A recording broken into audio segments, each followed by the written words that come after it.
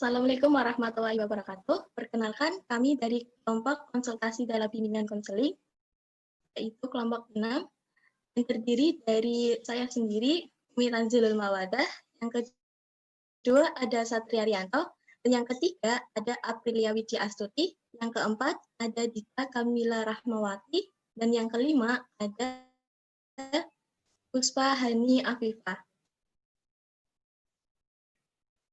Yang mana dalam hal ini kelompok kami akan menampilkan sebuah video layanan konsultasi dalam bimbingan dan konseling. Namun sebelum kelompok kami menampilkan video itu, ada beberapa penjelasan mengenai konsultasi dalam bimbingan dan konseling. Yang pertama yaitu ada pengertian konsultasi dalam bimbingan konseling, di mana pengertian dari konsultasi tersebut merupakan suatu proses interaksi antara dua orang profesional konsultan yang spesialis dan konsulti yang memiliki masalah atau orang yang membutuhkan bantuan terkait masalah pekerjaan saat ini di mana ia mengalami kesulitan dan telah memutuskan dalam kompetensi khusus yang lain. Kemudian ada lagi satu pengertian mengenai konsultasi. Konsultasi merupakan suatu layanan konseling yang dilaksanakan oleh konselor terhadap seorang pelanggan. Yang mana dalam hal ini itu disebut konsulti yang memungkinkan konsulti memperoleh suatu wawasan, pemahaman, dan cara-cara yang perlu dilaksanakan dalam menangani kondisi atau permasalahan dari pihak ketiga. Kemudian untuk yang selanjutnya ada tujuan dari layanan dalam kemudian selanjutnya ada tujuan dari konsultasi dalam bimbingan konseling, yang mana akan disampaikan oleh partner saya yaitu Puspa Hani Afifah.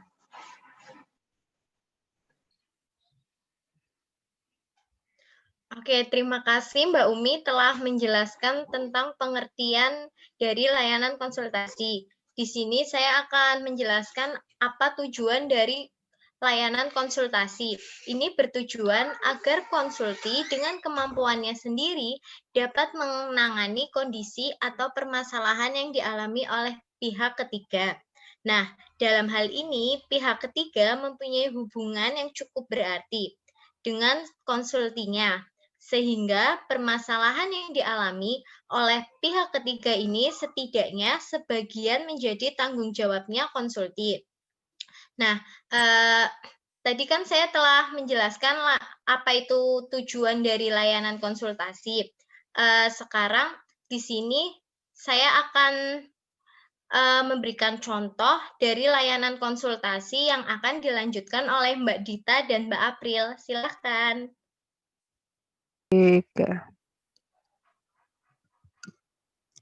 Assalamualaikum, Bu. Waalaikumsalam warahmatullahi wabarakatuh. Bagaimana Bu kabarnya hari ini? Alhamdulillah baik, Bu. Alhamdulillah ya. Mungkin ada yang ingin dibicarakan dengan saya? Iya, Bu, benar. Jadi maksud saya menghubungi Ibu adalah ingin mengkonsultasikan perihal anak saya, Bu. Mungkin Ibu bisa menceritakan permasalahannya terlebih dahulu? Jadi gini, Bu, anak saya kan selama masa pandemi ini selalu belajar di rumah. Dan anak saya ini awalnya semangat dalam belajar, bahkan dia sudah belajar sendiri saat saya tidak ada di rumah. Namun lama-kelamaan dia mulai tidak mau belajar lagi. Bahkan ketika saya suruh untuk membuka bukunya, dia malah menangis, Bu, dan mengunci kamarnya. Hal seperti ini selalu berulang-ulang kali hingga gurunya di sekolah itu menghubungi saya karena anak saya ini tidak pernah mengerjakan tugas-tugasnya, Bu. Seperti itu ya, Bu, ya. Lalu? Jadi begini kedatangan saya di sini ingin berkonsultasi dengan Ibu mengenai permasalahan anak saya, karena sebelumnya saya sudah menasihatinya, namun sampai sekarang belum berhasil. Anak saya masih enggan untuk belajar, Bu, gitu. Mmm, Baik ya, Bu. Kalau dari apa yang Ibu sampaikan tadi, sepertinya anak Ibu mengalami gejala stres dalam belajar. Hal ini ditunjukkan di mana pada awalnya anak Ibu semangat belajar, di awal pada masa pandemi dan mulai enggan untuk belajar mulai akhir-akhir, hari ini, seperti itu ya, Bu, ya?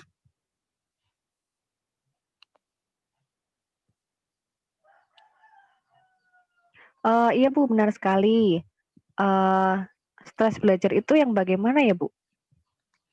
Mmm, jadi seperti ini, Bu, stres akademik atau stres belajar adalah suatu keadaan atau kondisi berupa gangguan fisik, mental, atau emosional yang disebabkan ketidaksesuaian antara tuntutan lingkungan dengan sumber daya aktual yang dimiliki siswa, sehingga mereka semakin terbebani dengan berbagai tekanan dan tuntutan di sekolah.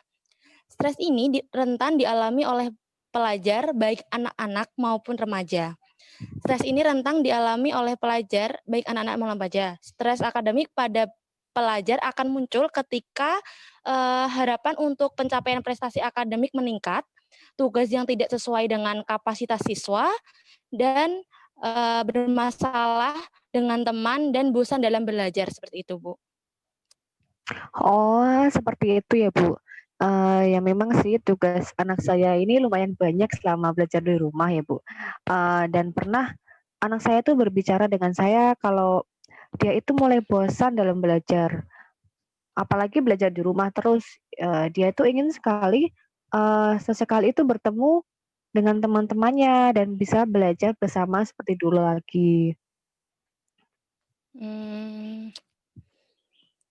Baik, Bu, dari apa yang Ibu utarakan memang, benar anak Ibu menunjukkan gejala-gejala dari stres akademik itu sendiri, seperti mulai enggan belajar, mudah menangis, dan marah ketika disuruh belajar, seperti itu ya, Bu, ya? Iya benar sekali, Bu. Jadi apa yang harus saya lakukan untuk menangani permasalahan anak saya ini ya, Bu?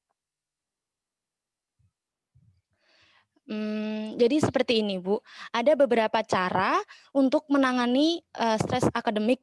Salah satunya yaitu psikoterapi psikiatrik, di mana cara ini digunakan untuk memulihkan kepercayaan diri atau self confidence dan terhadap dik.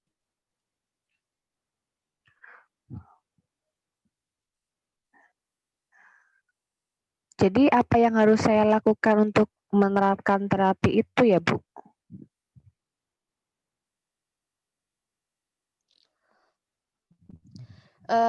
Yang pertama, coba Ibu melakukan pendekatan pada anak Ibu. Barangkali pada saat Ibu tidak menemani, belajar, ada anggota keluarga yang lain yang memarahi dia saat tidak bisa mengerjakan. Ini bisa jadi penyebab mengapa anak Ibu mengalami stres akademik, karena keluarganya sendiri tidak menjadi support system pada anak, saat sedang mengalami kesulitan belajar. Apakah itu sangat mempengaruhi ya, Bu?